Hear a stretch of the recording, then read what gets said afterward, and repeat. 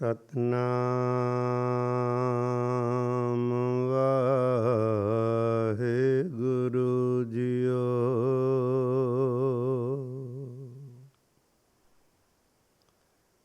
ਮੇਰੇ ਰਾਮ ਮੈਂ ਮੂਰਖ,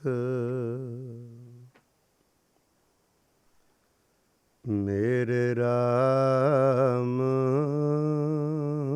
ਮੈਂ ਮੂਰਖ। ਹਰ ਰਾਖ ਮੇਰੇ ਗੁਸਈਆਂ,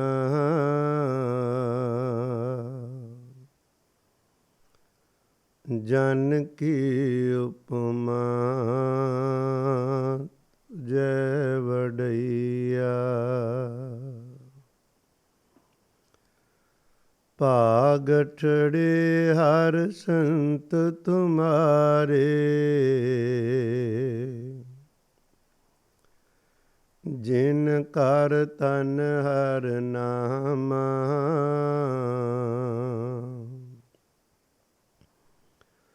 ਪਰਵਾਨ ਗਣੀ ਸੇ ਆਏ, ਸਫਲ ਤਿਨਾ ਕੇ ਕਾਮਾ। ਮੇਰੇ ਰਾਮ ਹਰ ਜਨ ਕੈ ਹੋਂ ਬਲ ਜਾਈ,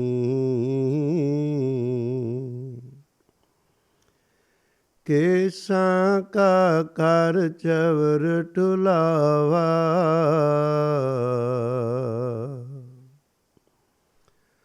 ਚਰਨ ਤੋੜ ਮੁਖ ਲਾਇ,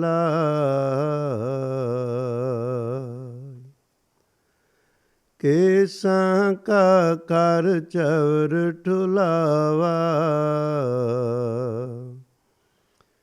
ਚਰਨ ਤੋੜ ਮੁਖ ਲਾਇ।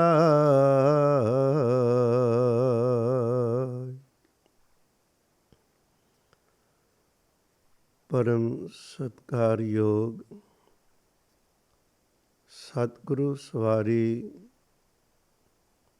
ਮਹਾਰਾਜ ਜੀ ਦੇ ਦਰ ਘਰ ਨਾਲ ਜੁੜੀ ਹੋਈ ਸਤ ਸੰਗਤ ਜੀਓ, ਸਤਿਗੁਰਾਂ ਦੀ ਬਖਸ਼ੀ ਹੋਈ ਫਤਿਹ ਦੀ ਸਾਂਝ ਪਾਓ। ਅਦਬ ਨਾਲ ਆਖੋ ਜੀ, ਵਾਹਿਗੁਰੂ ਜੀ ਕਾ ਖਾਲਸਾ, ਵਾਹਿਗੁਰੂ ਜੀ ਕੀ ਫਤਿਹ।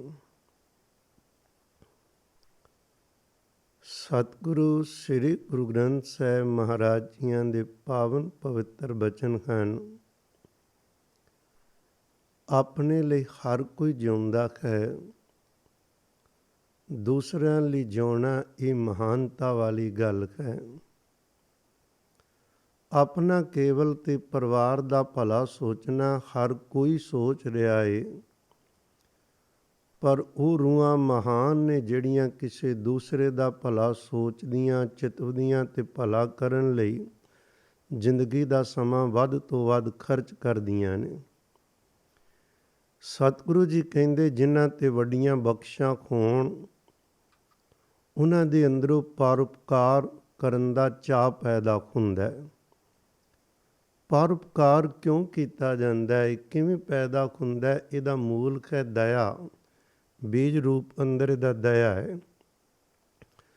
ਜਦੋਂ ਕੋਈ ਆਤਮਾ ਵਾਹਿਗੁਰੂ ਨਾਲ ਜੁੜਦੀ ਹੈ, ਜੁੜ ਕੇ ਉਹਦੇ ਅੰਦਰ ਇੱਕ ਦਇਆ ਪੈਦਾ ਹੁੰਦੀ, ਤਰਸ ਪੈਦਾ ਹੁੰਦਾ, ਅਤੇ ਉਸ ਦਇਆ ਵਿੱਚ ਉਹਦਾ ਜੀ ਚਾਹੁੰਦਾ ਹੈ ਮੈਂ ਦੂਸਰਿਆਂ ਦਾ ਭਲਾ ਕਰਾਂ। ਅਤੇ ਭਲਾ ਜੋ ਕਰਦਾ ਉਸ ਦਾ ਬਾਹਰੀ ਰੂਪ ਹੈ ਪਰਉਪਕਾਰ। ਅਤੇ ਇੱਕ ਚੇਤਾ ਰੱਖਣਾ, ਪਰਉਪਕਾਰ ਦੋ ਤਰ੍ਹਾਂ ਦਾ ਹੁੰਦਾ ਹੈ।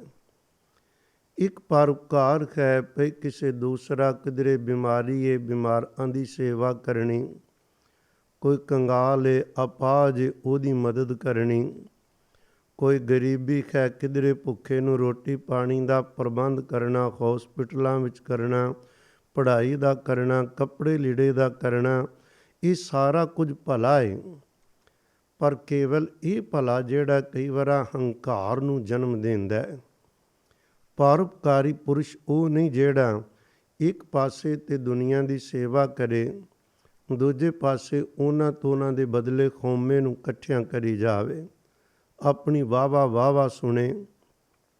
ਲੋਕ ਮੈਨੂੰ ਕਿੰਨਾ ਕੁ ਚੰਗਾ ਆਖਦੇ ਨੇ, ਉਹ ਸੇਵਾ ਪ੍ਰਵਾਨ ਨਹੀਂ ਹੁੰਦੀ ਪਰਮੇਸ਼ਰ ਦੇ ਘਰ। ਸਤਿਗੁਰੂ ਜੀ ਨੇ ਇੱਕ ਹਿੰਦੁਸਤਾਨ ਵਿੱਚ ਪੈਦਾ ਹੋਏ ਰਾਜੇ ਦਾ ਜ਼ਿਕਰ ਕੀਤਾ। ਉਹਦਾ ਨਾਂ ਸੀ ਰਾਜਾ ਹਰੀ ਚੰਦ। ਬੜਾ ਦਾਨ ਕਰਿਆ ਕਰਦਾ ਸੀ।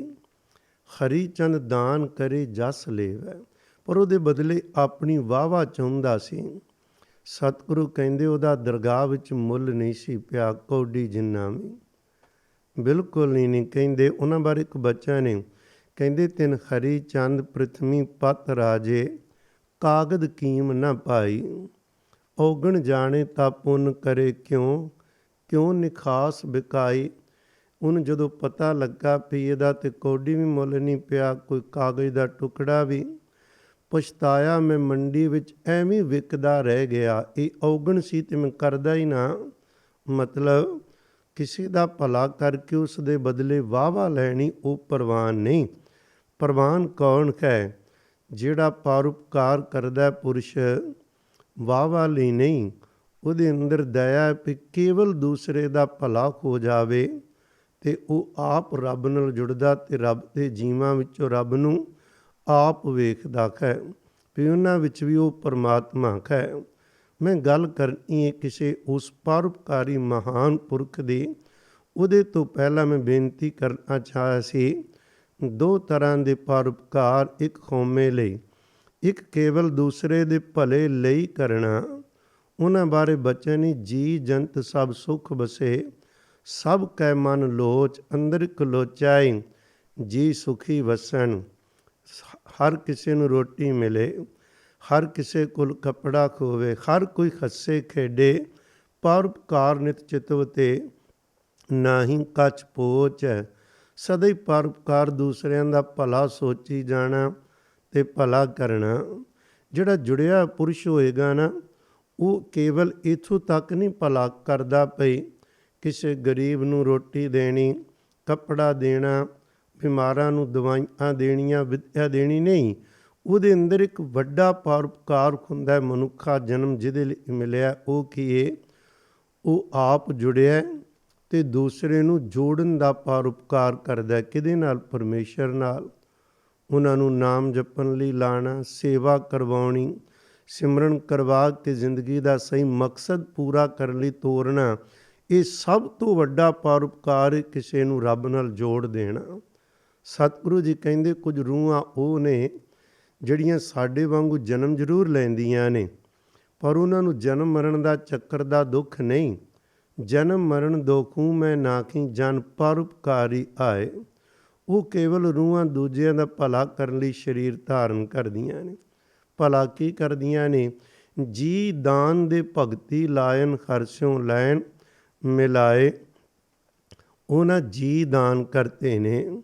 ਜੀ ਦਾਨ ਕੀ ਹੁੰਦਾ? ਗੁਰੂ ਕੇ ਪਿਆਰਿਓ, ਕਿਸੇ ਨੂੰ ਅਕਾਲ ਪੁਰਖ ਦੀ ਭਗਤੀ ਕਰਨ ਲਾ ਦੇਣਾ, ਨਾਮ ਜਪਣ ਲਾ ਦੇਣਾ, ਪਰਮੇਸ਼ਰ ਜੀ ਦੇ ਚਰਨਾਂ ਦਾ ਧਿਆਨ ਧਰਾ ਦੇਣਾ। ਜਿਹੜਾ ਉਸ ਰਸਤੇ 'ਤੇ ਤੁਰ ਪਿਆ, ਉਹਦੀ ਪਰਮੇਸ਼ਰ ਨੇ ਬਾਂਹ ਪਕੜ ਲਈ, ਕੁਲਾਂ ਤਰ ਗਈਆਂ। ਇੱਕ ਇਹੋ ਜਿਹੇ ਪਰਉਪਕਾਰੀ ਮਹਾਂਪੁਰਸ਼ 1849 ਈਸਵੀ ਨੂੰ ਗੁਰੂ ਕੇ ਪਿਆਰਿਓ ਦਿਆਲਗੜ੍ਹ ਬੁੜੀਆਂ ਕੋਲ ਜ਼ਿਲ੍ਹੇ ਪਟਿਆਲੇ ਵਿੱਚ ਪੈਦਾ ਹੋਏ। ਤਿੰਨਾਂ ਦਾ ਨਾਮ ਸੀ ਸੰਤ ਬਾਬਾ ਗੁਰਮੁਖ ਸਿੰਘ ਜੀ ਪਟਿਆਲੇ ਵਾਲੇ। ਸੰਤ ਬਾਬਾ ਗੁਰਮੁਖ ਸਿੰਘ ਜੀ ਗੁਰੂ ਕੇ ਪਿਆਰਿਓ, ਜਿਨ੍ਹਾਂ ਦੇ ਪਿਤਾ ਦਾ ਨਾਮ ਸਰਦਾਰ ਕਰਮ ਸਿੰਘ ਅਤੇ ਮਾਤਾ ਦਾ ਨਾਮ ਗੁਰਦੇਈ ਜੀ ਸੀ। ਇਸ ਭਾਗ ਜੋੜੇ ਦੇ ਘਰ ਜਿਸ ਮਹਾਂਪੁਰਖ ਦਾ ਜਨਮ ਹੋਇਆ ਹੈ, ਪੁਰਾਣੀ ਕਮਾਈ ਵੀ ਸੀ, ਪਰ ਇੱਥੇ ਆ ਕੇ ਵੀ ਕਿਉਂਕਿ ਪੁਰਾਣੀ ਕਮਾਈ ਹੋਣ ਕਾਰਨ ਤਾਂ ਹੀ ਇਸ ਜਨਮ ਵਿੱਚ ਵੀ ਨਾ ਵੇਲੇ ਨਾਲ ਚਾਅ ਬਣਦਾ, ਜੀ ਚਾਹੁੰਦਾ ਵੀ ਵੱਧ ਤੋਂ ਵੱਧ ਨਾਮ ਜਪਿਆ ਜਾਵੇ। ਇੱਕ ਵਾਰ ਛੋਟੇ ਹੀ ਸਨ, ਸਮਾਧੀ ਲਾ ਕੇ ਬੈਠੇ, ਤਾਇਆ ਆਇਆ, ਉਹਨੇ 2 ਲਾਈਆਂ ਵੀ ਅਤੇ ਨਾਲ ਝਿੜਕਾਂ ਮਾਰੀਆਂ। ਕਹਿੰਦੇ, ਤੈਨੂੰ ਬਣਾਵਾਂ ਸਮਾਧੀਆਂ ਲਾਉਣ ਵਾਲਾ?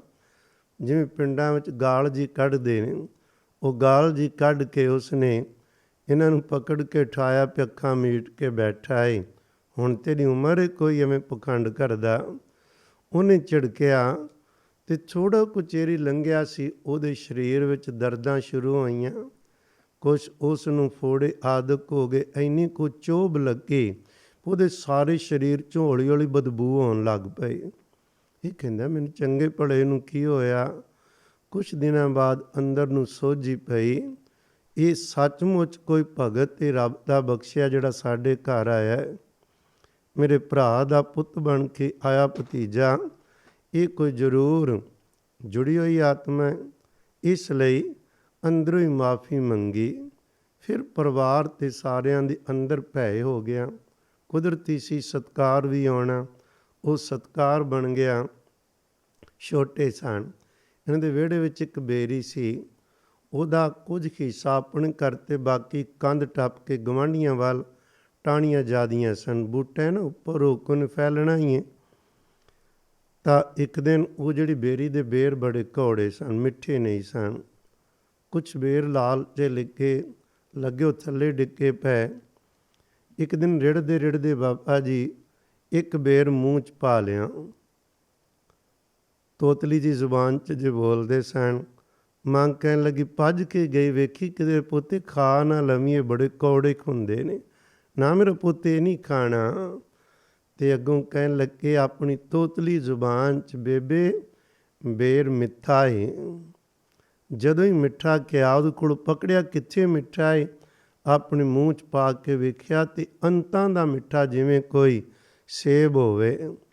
ਜਿਹੜੀ ਬੇਰੀ ਦੀਆਂ ਟਾਹਣੀਆਂ ਬਾਬਾ ਜੀ ਦੇ ਘਰ ਵੱਲ ਸਨ, ਉਹ ਸਾਰੀ ਬੇਰ ਮਿੱਠੇ ਹੋ ਗਏ ਤੇ ਦੂਜੀ ਸਾਈਡ ਵੱਲ ਕੌੜੇ। ਜੋ ਜ਼ੁਬਾਨ 'ਚੋਂ ਨਿਕਲਣਾ ਉਹ ਪੂਰਾ ਹੋਣਾ। ਪਰ ਸਤਿਗੁਰੂ ਸ੍ਰੀ ਗੁਰੂ ਗ੍ਰੰਥ ਸਾਹਿਬ ਜੀ ਨਾਲ ਅੰਤਾਂ ਦਾ ਪਿਆਰ ਕਰਦੇ ਸਨ ਬਾਬਾ ਜੀ। ਜਦੋਂ ਕੁਝ ਵੱਡੇ ਹੋਏ ਤੇ 14 ਘੰਟੇ ਧੰਨ ਸ੍ਰੀ ਗੁਰੂ ਗ੍ਰੰਥ ਸਾਹਿਬ ਜੀ ਦੀ ਤਾਬਿਆ ਬੈਠੇ ਰਹਿਣਾ।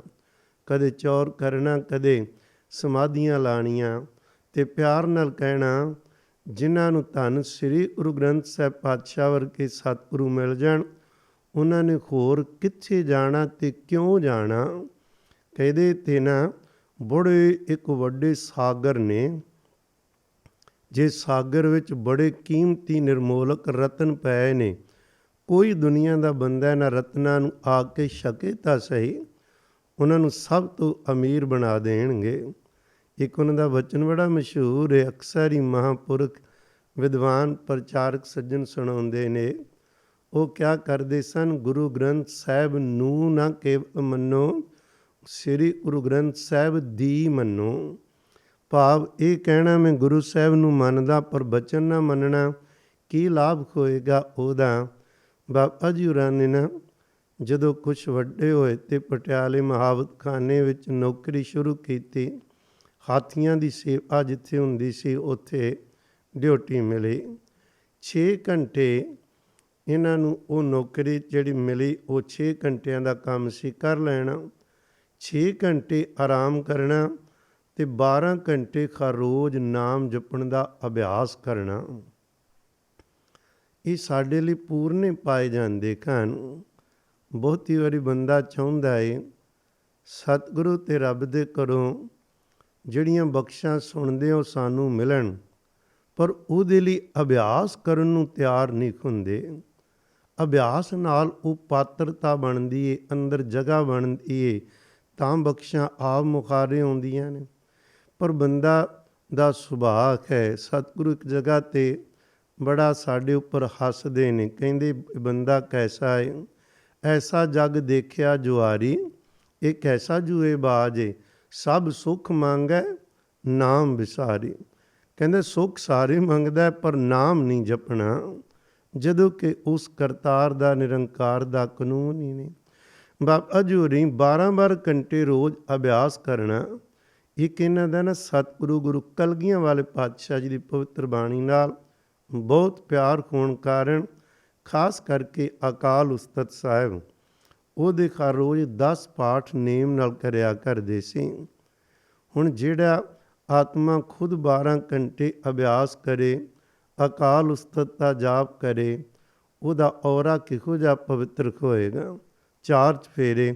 ਕੁਝ ਸਮਾਂ ਇੱਥੇ ਮੁੜ ਕੇ ਫੌਜ ਵਿੱਚ ਨੌਕਰੀ ਮਿਲ ਗਈ, ਪਰ ਧਿਆਨ ਅੰਤਰਮੁਖੀ ਰਹਿਣਾ, ਬਾਹਰ ਜਿਵੇਂ ਬਾਕੀ ਫੌਜੀ ਕਰਦੇ ਸਨ ਉਹ ਨਾ ਕਰਨਾ। ਰੱਬ ਨੇ ਇੱਕ ਵਿਧ ਬਣਾ ਕੇ ਨਾ ਪੂਰਾ ਜੀਵਨ ਪਰਉਪਕਾਰ ਲਈ ਬਤੀਤ ਜੋ ਕਰਨ ਆਏ ਸਨ ਉਧਰ ਤੋਰਨਾ ਸੀ। ਉਹਦੇ ਤੋਂ ਪਹਿਲਾਂ ਇੱਕ ਘਟਨਾ ਵਾਪਰ ਗਈ। ਕੋਈ ਵਿਧ ਬਣਦੀ ਹੈ ਨਾ, ਜਦੋਂ ਕੋਈ ਇਸ ਦੁਨੀਆ ਵਿੱਚ ਆ ਕੇ ਰੱਬ ਦੇ ਪਿਆਰੇ ਸੇਵਾ ਪ੍ਰਾਰੰਭ ਦੇਣੀ ਜਾਂ ਸਿਮਰਨ ਕੁਛ ਵੀ ਹੋਵੇ, ਕੋਈ ਨਾ ਕੋਈ ਕਾਰਨ ਬਣਾ ਦਿੰਦੇ ਪਰਮੇਸ਼ਰ ਜੀ। ਤਾਂ ਹੀ ਉਹਨਾਂ ਨੂੰ ਪਰਮੇਸ਼ਰ ਦਾ ਨਾਮ ਹੈ ਨਾ, ਤੋ ਕਰਨ ਕਾਰਨ ਸਮਰੱਥ ਹੈ ਕਰਤੇ, ਮੈਂ ਤੁਝ ਬਿਨ ਅਵਰ ਨਾ ਕੋਈ। ਬਹੁਤ ਵਾਰੀ ਸ਼ਬਦ ਆਏਗਾ, ਕਰਨ ਕਾਰਨ ਪ੍ਰਭ ਏਕ ਹੈ, ਦੂਸਰ ਨਾਹੀ ਕੋਇ। ਇੱਕੋ ਹੀ ਕਰਨ ਕਰਾਉਣ ਵਾਲਾ ਪਰਮਾਤਮਾ ਜੋ ਕੁਛ ਕਰਦਾ ਉਹ ਆਪ ਕਰਦਾ ਹੈ। ਹੋਇਆ ਕਿ ਇੱਕ ਵਾਰ ਜਦੋਂ ਫੌਜ 'ਚ ਅਫਸਰ ਨੇ ਅਚਾਨਕ ਹੁਕਮ ਕੀਤਾ ਕਿ ਅਸੀਂ ਸਾਰੇ ਫੌਜੀਆਂ ਦੇ ਬੰਦੂਕਾਂ ਦੀ ਪਰਖ ਕਰਨੀ ਹੈ, ਵੀ ਸਾਰੀਆਂ ਬੰਦੂਕਾਂ ਸਾਫ਼ ਰੱਖ ਦੇਣ, ਜੋ ਸ਼ਸਤਰ ਦਿੱਤੇ ਨੇ ਇਹ ਨਾ ਹੋਵੇ ਵੀ ਜੰਗ ਵੇਲੇ ਉਹ ਕੰਮ ਹੀ ਨਾ ਆਉਣ। ਅਚਾਨਕ ਜਦੋਂ ਇਹ ਹੁਕਮ ਹੋਇਆ ਤੇ ਸਾਰੇ ਫੌਜੀ ਖੁਸ਼, ਕੁਝ ਈਰਖਾਲੂ ਸਨ।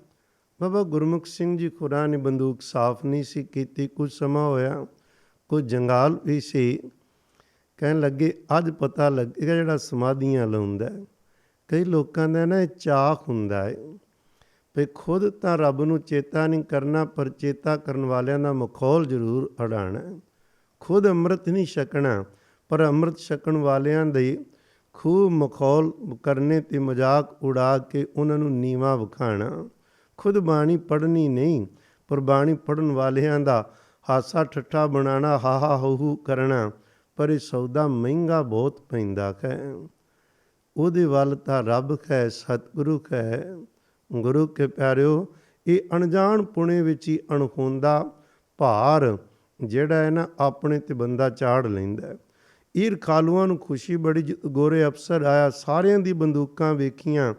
ਬਾਬਾ ਜੀ ਕੋਲ ਅਰਦਾਸ ਸੀ ਕੇਵਲ, ਦਾਤਾ ਮੇਰਾ ਮੈਂ ਤੇ ਇੱਧਰ ਕੁਝ ਕੀਤਾ ਹੀ ਨਹੀਂ, ਲਾਜ ਤੁਸੀਂ ਰੱਖਣੀ ਹੈ।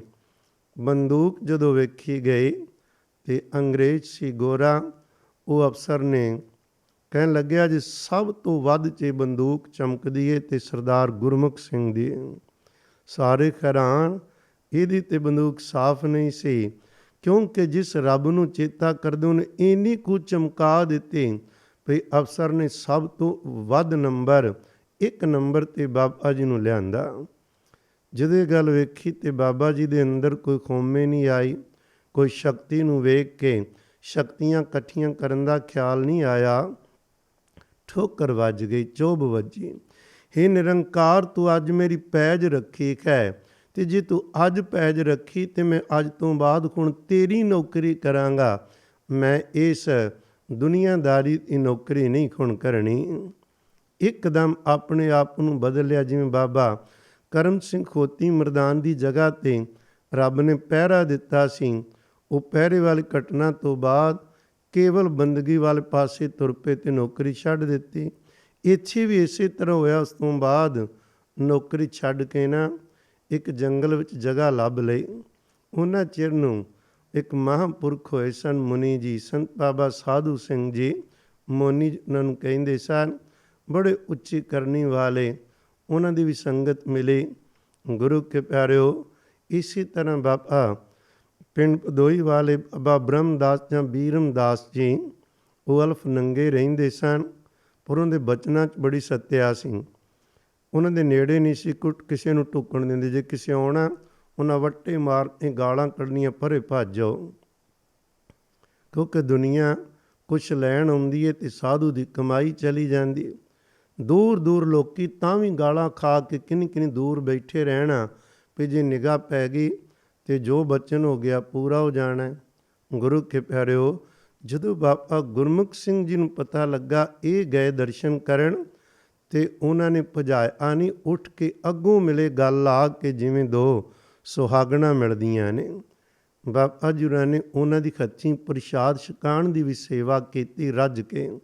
ਜਿਨ੍ਹਾਂ ਦੇ ਮੂੰਹ ਤੋਂ ਇੱਕ ਬਚਨ ਨਿਕਲਿਆ ਖਾਲੀ ਨਹੀਂ ਸੀ ਜਾਂਦਾ।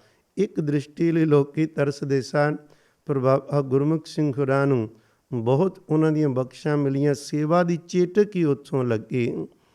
ਗੱਲ ਕਰ ਰਿਹਾ ਸਾਂ, ਜੰਗਲ ਵਿੱਚ ਪਹਿਲਾਂ ਨੇ 12 ਸਾਲ ਇਕਾਂਤ ਵਿੱਚ ਬੈਠ ਕੇ ਘੋਰ ਤਪੱਸਿਆ ਕੀਤੀ। ਨਾ ਖਾਣ ਪੀਣ ਦੀ ਕੋਈ ਸਾਰ, ਰੋਟੀਆਂ ਦੇ ਟੁਕੜੇ ਲਿਆ ਕੇ ਰੱਖ ਲੈਣੇ ਸੁੱਕੇ, ਜਦੋਂ ਭੁੱਖ ਲੱਗਣੀ ਭਿਉਂ ਕੇ ਛਕ ਲੈਣਾ। ਬਹੁਤ ਕਰੜੀ ਘਾਲਣਾ ਕੀਤੀ ਸੀ। ਫਿਰ ਅੰਦਰ ਫੁਰਨਾ ਬਣਿਆ ਸੀ, ਧੰਨ ਗੁਰੂ ਨਾਨਕ ਸਾਹਿਬ, ਮੇਰਾ ਜੀ ਚਾਹੁੰਦਾ ਤੇਰੀ ਬਾਣੀ ਮਿੱਠੀ, ਤੇਰਾ ਸਰੂਪ ਮਿੱਠਾ, ਤੇਰਾ ਨਾਮ ਮਿੱਠਾ, ਤੂੰ ਆਪ ਕਿਤਨਾ ਪਿਆਰਾ ਹੋਏਗਾ। ਇੱਕ ਵਾਰੀ ਮੈਨੂੰ ਆਪਣੇ ਸਰਗੁਣ ਸਰੂਪ ਵਿੱਚ ਦਰਸ਼ਨ ਬਖਸ਼ਿਸ਼ ਕਰੋ। ਧੰਨ ਗੁਰੂ ਨਾਨਕ ਸਾਹਿਬ ਜੀ ਕਦੇ ਕਿਸੇ ਦੀ ਭਾਵਨਾ ਬਣੇ ਸੀ ਖਾਲੀ ਨਹੀਂ ਮੋੜਦੇ। ਧੰਨ ਗੁਰੂ ਨਾਨਕ ਸਾਹਿਬ ਪਿਤਾ ਨੇ ਪ੍ਰਤੱਖ ਦਰਸ਼ਨ ਦੇ ਕੇ ਨਿਵਾਜਿਆ ਸੀ। ਉਸ ਤੋਂ ਬਾਅਦ ਕਿੰਨਾ ਕੁ ਚਾਅ ਹੋਰ ਚੜਿਆ ਹੋਏਗਾ ਤੇ ਆਪਾਂ ਸੋਚ ਵੀ ਨਹੀਂ ਸਕਦੇ। ਕਿਵੇਂ ਰੰਗ ਲੱਗੇ ਖੋਣਗੇ। ਅੰਦਰੋਂ ਖਿੱਚ ਪਈ ਤੇ ਖਜੂਰ ਸਾਹਿਬ ਚਲੇ ਗਏ। ਉੱਥੇ ਰਹਿ ਕੇ ਦਿਨੇ ਰਾਤ ਸਿਮਰਨ ਚੱਲ ਰਿਹਾ, ਸੇਵਾ ਚੱਲ ਰਹੀ ਹੈ। ਸੰਤ ਬਾਬਾ ਸਾਧੂ ਸਿੰਘ ਨੂੰ ਨਾਲ ਲੈ ਕੇ ਜਾ ਰਹੇ ਸਨ। ਜਾਂਦਿਆਂ ਜਾਂਦਿਆਂ ਨੇ ਇੱਕ ਵਾਰ ਉਹਨਾਂ ਦੀ ਅਗਵਾਈ ਵੀ ਲੈਂਦੇ ਸੀ ਤੇ ਸ਼ੱਕ ਵੀ ਇੱਕ ਦਿਨ ਹੋ ਗਿਆ ਵੀ ਕੀ ਸੰਤ ਬਾਬਾ ਸਾਧੂ ਸਿੰਘ ਜੀ ਪੂਰੇ ਨੇ, ਵਾਕਿਆ ਸਤਿਗੁਰੂ ਵਿੱਚ ਅਭੇਦ ਹੋਏ ਹੋਣਗੇ। ਮਨ ਹੈ ਨਾ ਕਿਸੇ ਵਕਤ ਵੀ ਕੋਈ ਫੁਰਨਾ ਕਰ ਬੈਠਦਾ। ਪਰ ਪਿਆਰਿਓ, ਅਸੀਂ ਸੁਣੇ ਨੇ ਬਚਨ ਪੂਰਨ ਸਾਧੂਆਂ ਦੇ। ਉਹ ਕਹਿੰਦੇ ਭਲਾ ਇਹ ਜਦੋਂ ਸਾਧੂ ਕੋਲ ਕੋਈ ਆਵੇ, ਅਭਿਆਸ ਕਰੇ, ਉਹਦੇ ਅੰਦਰ ਇੱਕ ਸਮਾਂ ਦਾ ਸ਼ੱਕ ਆਉਂਦਾ ਹੈ। ਉਹ ਸ਼ੱਕ ਕਹਿੰਦੇ ਜਾਣ ਬੁੱਝ ਕੇ ਪੂਰਾ ਸਾਧੂ ਪਾਉਂਦਾ ਹੈ ਤਾਂ ਕਿ ਇਸ ਨੂੰ ਕੁਛ ਦੇਣਾ ਹੈ, ਇਸ ਦੇ ਅੰਦਰ ਨੂੰ ਪਰਖਣਾ ਹੈ, ਕਸਵੱਟੀ 'ਤੇ ਲਾ ਕੇ ਖਿੱਚਣਾ, ਕਿਧਰੇ ਜਾਣ ਨਹੀਂ ਉਹ ਦਿੰਦੇ। ਉਹ ਸ਼ੱਕ ਪਾ ਕੇ ਹੋਰ ਨੇੜੇ ਕਰਨਾ ਚਾਹੁੰਦੇ ਨੇ। ਵੱਖਰੀਆਂ ਕਹਾਣੀਆਂ ਨਾ। ਦੇਖੋ, ਇੱਕ ਪਾਸੇ ਧੰਨ ਗੁਰੂ ਰਾਮਦਾਸ ਸਾਹਿਬ ਸੱਚੇ ਪਾਤਸ਼ਾਹ ਜੀ ਨੂੰ ਅੰਤਾਂ ਦਾ ਪਿਆਰ ਕਰਦੇ। ਧੰਨ ਗੁਰੂ ਅਰਜਨ ਸਾਹਿਬ ਪਾਤਸ਼ਾਹ ਜੀ ਉਹ ਇੱਕ ਮਿੰਟ ਨਹੀਂ ਦੂਰ ਰਹਿਣਾ ਚਾਹੁੰਦੇ। ਉਹਨਾਂ ਨੂੰ ਕਹਿੰਦੇ ਲਾਹੌਰ ਹੀ ਬੈਠੋ, ਜਦੋਂ ਬੁਲਾਵਾਂਗੇ ਉਦੋਂ ਹੀ ਆਉਣਾ। ਉਹ ਤੜਫ ਰਹੇ ਨੇ। ਦੂਰ ਕਰਕੇ ਅੰਦਰੋਂ ਨੇੜੇ ਕਰਨਾ, ਇਹ ਵੱਖਰੀ ਕਹਾਣੀ, ਕਿਸੇ ਦਾ ਕੋਈ ਅੰਤ ਨਹੀਂ ਪਾਇਆ ਜਾ ਸਕਦਾ। ਪਰ ਇਸ ਰਾਹ 'ਤੇ ਬਹੁਤ ਕੁਝ ਰਾਜ ਮਿਲਦੇ ਨੇ। ਸ਼ੱਕ ਪਿਆ ਕਿ ਪੂਰੇ ਹੋਣਗੇ ਤੇ ਮੈਨੂੰ ਇਹਨਾਂ 'ਚੋਂ ਦਰਸ਼ਨ ਹੋਣ। ਅਜੇ ਫੁਰਨਾ ਕਰਨ ਦੀ ਦੇਰ ਸੀ ਤੇ ਸਤਿਗੁਰੂ ਜੀ ਦੇ ਸਰੂਪ ਦੇ ਇਹਨਾਂ ਦੇ ਸਰੀਰ ਦੇ ਰਾਹੀਂ ਦਰਸ਼ਨ ਹੋਣੇ ਸ਼ੁਰੂ ਹੋ ਗਏ। ਵੇਖਦਿਆਂ ਵੇਖਦਿਆਂ ਫਿਰ ਚਿਹਰਾ ਅਲੋਪ ਹੋ ਗਿਆ। ਕਿਉਂਕਿ ਜੋ ਚਿਤਵੈ ਸਾਧ ਜਨ ਸੋ ਲੇਤਾ ਮਾਨ। ਉਹਦੇ ਅਨੇਕਾਂ ਰੂਪ ਨੇ। ਜਿਹੜਾ ਵੀ ਕੋਈ ਚਾਹਵੇ ਉਸੇ ਤਰ੍ਹਾਂ ਉਹਦਾ ਤਰਸ ਹੈ। ਕੋਈ ਕਿਸੇ ਦਾ ਗੁਲਾਮ ਨਹੀਂ ਵੀ ਜ਼ਰੂਰ ਨੇ ਦਰਸ਼ਨ ਦੇਣੇ। ਗੱਲ ਕਰ ਰਹੇ ਸਾਂ, ਖਜੂਰ ਸਾਹਿਬ ਪਹੁੰਚਦੇ ਨੇ। ਸਤਿਕਾਰਯੋਗ ਸੰਤ ਬਾਬਾ ਗੁਰਮੁਖ ਸਿੰਘ ਜੀ, ਸੰਤ ਬਾਬਾ ਸਾਧੂ ਸਿੰਘ ਜੀ, ਬਸ ਉੱਥੇ ਫਿਰ ਬਹੁਤ ਘਾਲਣਾ ਘਾਲੀ ਹੈ। ਗੁਰੂ ਕੇ ਪਿਆਰੇ 1849 ਦਾ ਜਨਮ ਹੈ, ਹੁਣ 1903 ਆ ਗਿਆ ਹੈ। ਆਪ ਸੋਚੋ ਜਰਾ, 54 ਸਾਲ ਦੀ ਉਮਰ ਹੋ ਚੁੱਕੀ ਹੈ। ਹੁਣ ਗੁਰੂ ਕਲਗੀਆਂ ਵਾਲੇ ਨੇ ਦਰਸ਼ਨ ਦੇ ਕੇ ਤੇ ਅੰਦਰੋਂ ਹੁਕਮ ਕੀਤਾ, ਜਾਓ ਹੁਣ ਤੁਹਾਡੀ ਭਗਤੀ ਪ੍ਰਵਾਨ ਹੋ ਗਈ। ਬੰਦਗੀ ਦੀ ਹੁਣ ਲੋੜ ਨਹੀਂ। ਹੁਣ ਜਿਸ ਵਾਸਤੇ ਤੁਹਾਨੂੰ ਜਗਤ 'ਤੇ ਬੁਲਾਇਆ ਹੈ ਉਹ ਕਾਰਜ ਪ੍ਰਾਰੰਭ ਕਰੋ। ਜੀ ਕੀ ਹੁਕਮ ਹੈ? ਸੇਵਾ ਕਰੋ। ਜੀਵਾਂ ਦੀ, ਰੱਬ ਦੇ ਜੀਵਾਂ ਦੀ ਸੇਵਾ ਕਰੋ ਤੇ ਜੋੜੋ ਸਤਿਗੁਰੂ ਜੀ ਦੇ ਘਰ ਨਾਲ। ਸਤਿਗੁਰਾਂ ਦੀ ਚਰਨ ਧੂੜ ਜਿਨ੍ਹਾਂ ਅਸਥਾਨਾਂ ਨੂੰ ਮਿਲੀਏ ਉਹਨਾਂ ਦੀ ਸੇਵਾ ਕਰੋ ਤੇ ਉਹਦੇ ਬਖਾਨੇ ਸੰਗਤ ਦਾ ਭਲਾ ਹੋਏਗਾ। ਕਿੱਥੇ ਸੇਵਾ ਸ਼ੁਰੂ ਕਰੀਏ? ਸ੍ਰੀ ਅੰਮ੍ਰਿਤਸਰ ਸਾਹਿਬ ਤੋਂ। ਸਤਿਗੁਰੂ ਦਾ ਅੰਦਰੋਂ ਹੁਕਮ ਲੈ ਕੇ ਅੰਮ੍ਰਿਤਸਰ ਆਏ। ਇੱਥੇ ਆ ਕੇ ਸੰਤ ਬਾਬਾ ਸ਼ਾਮ ਸਿੰਘ ਜੀ ਆਟਾ ਮੰਡੀ ਵਾਲੇ, ਜਦੋਂ ਉਹਨਾਂ ਨਾਲ ਮੇਲ ਹੁੰਦਾ ਏ, ਅੰਤਾਂ ਦੇ ਪਿਆਰ ਨਾਲ ਆਪਸ ਵਿੱਚ ਦੋਨੋਂ ਸਾਧੂ ਮਿਲੇ ਨੇ। ਕਿਉਂਕਿ ਉਹ ਪੂਰਨ ਬ੍ਰਹਮ ਗਿਆਨੀ ਸਨ। ਉਹਨਾਂ ਨੇ ਵੀ ਕਿਹਾ, ਬਾਬਾ ਗੁਰਮੁਖ ਸਿੰਘ ਜੀ ਪ੍ਰਗਟ ਹੋਵੋ, ਕਰੋ ਜੀਵਾਂ ਦਾ ਭਲਾ। ਜੋ ਕਾਰਜ ਮਹਾਰਾਜ ਨੇ ਸੌਂਪਿਆ ਹੈ ਹੁਣ ਛੇਤੀ ਨਾਲ ਉਸ ਦੀ ਸੇਵਾ ਪ੍ਰਾਰੰਭ ਕੀਤੀ ਜਾਵੇ। ਬਸ ਉਦੋਂ ਹੀ ਉਹਨਾਂ ਦੀਆਂ ਵੀ ਅਸੀਸਾਂ ਤੇ ਪਿਆਰ ਨਾਲ ਲੈ ਕੇ ਸੇਵਾ ਸ਼ੁਰੂ ਹੋ ਜਾਂਦੀ ਹੈ। ਜਦੋਂ ਸੇਵਾ ਸ਼ੁਰੂ ਹੋਈ, ਇਹ ਸ੍ਰੀ ਅੰਮ੍ਰਿਤਸਰ ਸਾਹਿਬ ਦੇ ਅੰਦਰ ਆਪ ਜੀ ਜਾਣਦੇ ਹੋ, 101 ਅਸਥਾਨ ਦਾ ਨਾਂ ਹੈ ਸੰਤੋਖ ਸਰ।